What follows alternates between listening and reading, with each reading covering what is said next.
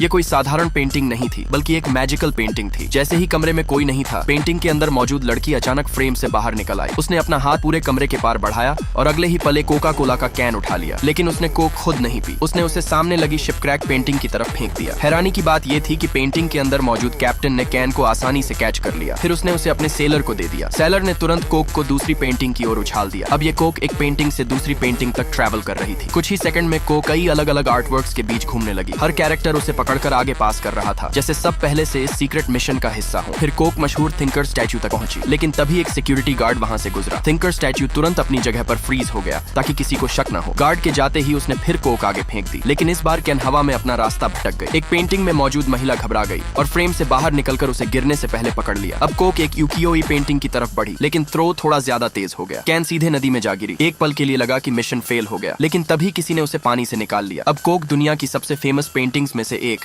Girl with a pearl earring के हाथ में थी। उसने कैन खोली और उसे एक उदास लड़के के पास रख दिया। जैसे ही लड़के ने कोका कोला देखी, उसकी आंखें चमक उठी। उसने पूरी कोक एक ही बार में पी ली और तभी कुछ अनबिलीवेबल हुआ। अचानक उसके दिमाग में आइडियाज की बाढ़ आ गई। इंस्पिरेशन इतनी तेजी से आई कि कुछ ही मिनटों में उसने अपना सारा होमवर्क पूरा कर दिया। लेकिन सवाल ये है, आखिर उस लड़के में ऐसा क्या खास था जिसके लिए पूरी रात पेंटिंग्स के कैरेक्टर्स कोक पास करते रहे। पार्ट 2 देखने के लिए सब्सक्राइब करें।